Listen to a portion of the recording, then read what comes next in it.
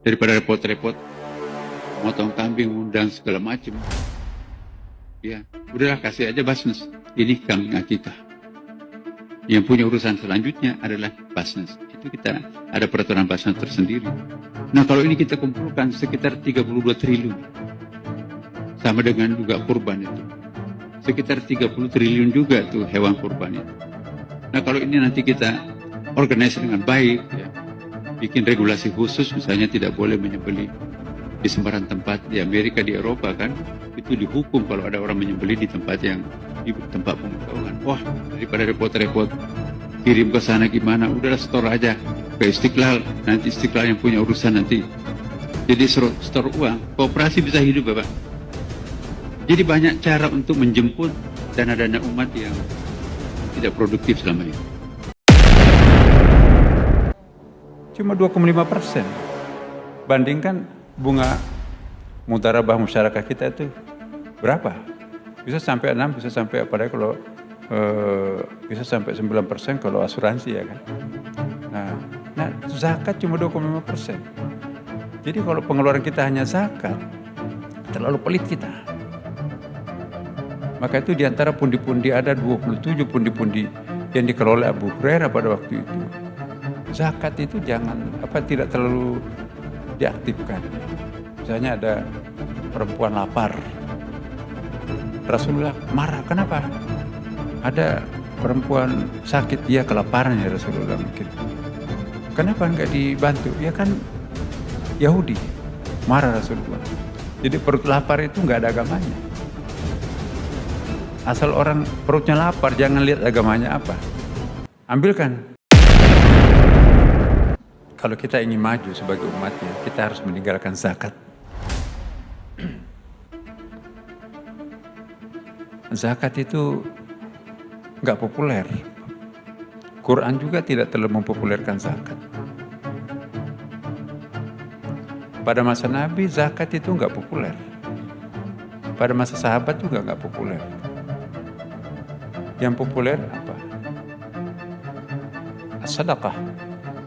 Khudh min amwalihim sadaqah. Bukan dikatakan khudh min amwalihim az-zakat. Innamas sadaqatu lil fuqara wal masakin. Itu tidak dikatakan innamas zakatu lil fuqara wal masakin.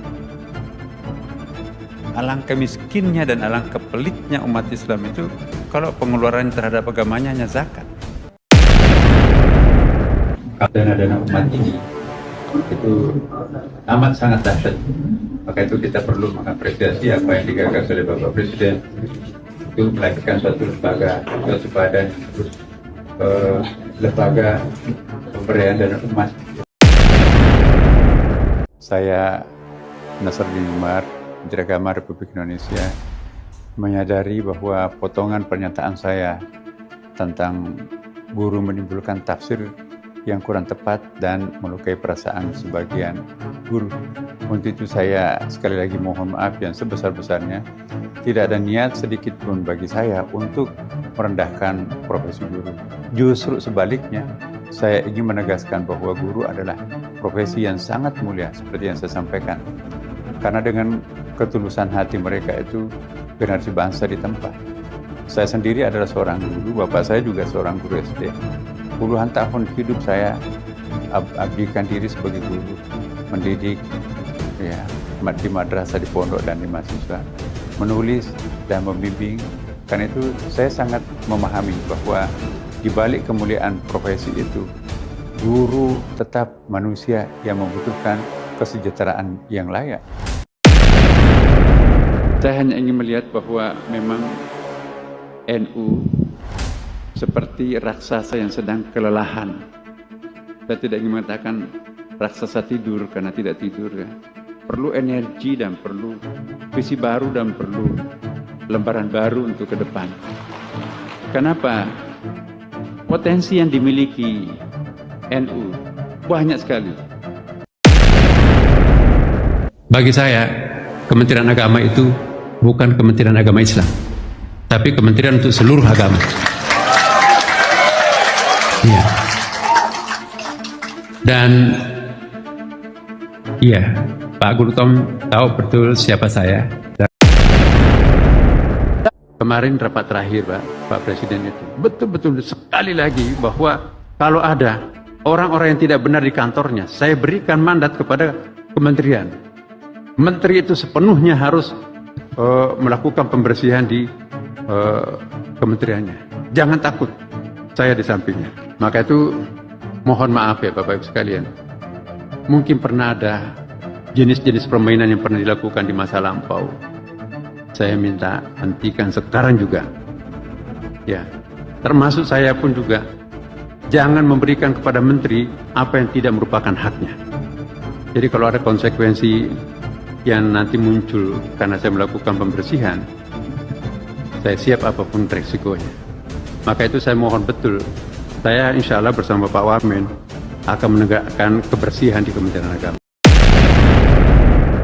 Ya, saya agak emosional di sini. 42% ribu pondok pesantren di bawah Kementerian Agama yang mengelola berapa madrasah kita semuanya tuh. Ya, sekitar 20 ribu lebih madrasah, Pak. 90% sekolah Kementerian Agama itu adalah swasta. Di seberang jalan itu ada sebuah sekolah yang namanya sekolah negeri. Tanahnya dibelikan oleh negara, bangunannya dibangunkan oleh negara, gurunya diangkatkan oleh negara, bahkan sampai pada tata usahanya cleaning service kan dipegawai negerikan oleh negara. Sementara di seberang jalan di situ ada namanya madrasah, nempel di dinding masjid. Ya, gurunya diajar oleh kiainya sendiri. Guru bantunya hanya 100 ribu per bulan. Sementara di sebelah itu adalah 4.500.000 per bulan. Dan itu pun juga sering demo untuk minta tunjangan macam-macam. Yang gaji 100 ribu nggak pernah demo. Dengan tekun mereka mengajar anak itu. Perpustakaannya nggak ada, laboratoriumnya nggak ada. Ya, cleaning service-nya apalagi. Sama-sama anak bangsa. Siapa tahu neneknya para santri ini lebih banyak terbaring di Taman Makam Pahlawan daripada mereka-mereka yang di sana.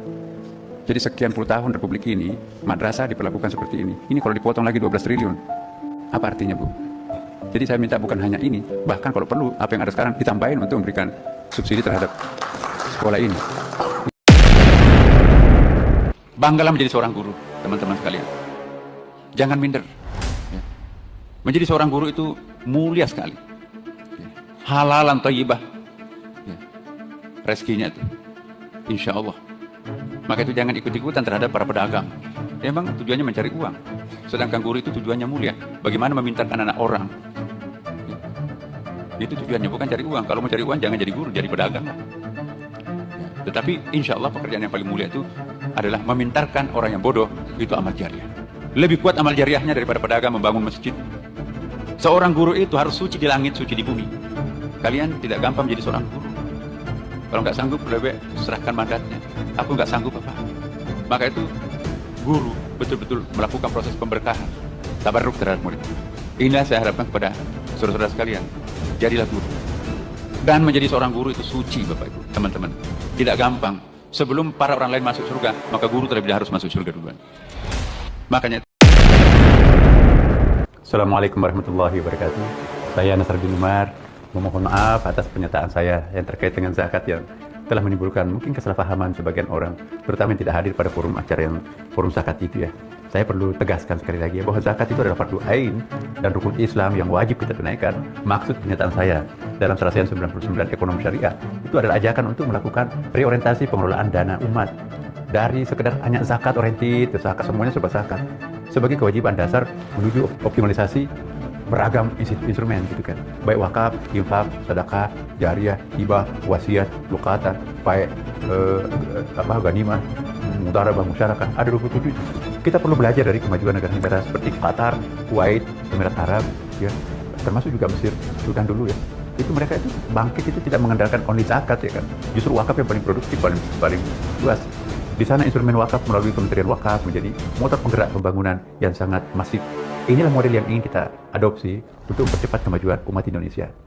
Demikian penjelasan ini. Terima kasih. Wassalamualaikum warahmatullahi wabarakatuh. Pernah kami tegur itu waktu saya masih dirjen itu.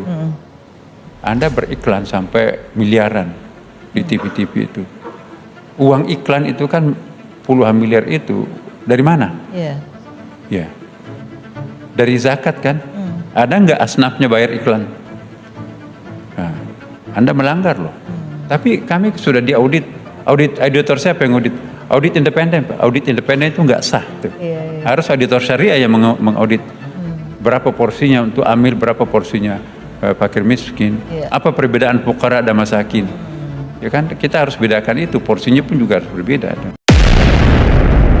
kalau kita mau lebih berdaya lagi, zakat itu disentralkan kepada pemerintah. Iya, iya. Seperti pada masa Nabi, pada masa Abu Bakar kan kembali pada waktu itu. Jadi pertanggungjawabannya lebih jelas ya Pak? Lebih jelas. Ini kan lebih banyak kelompok-kelompok begitu ya?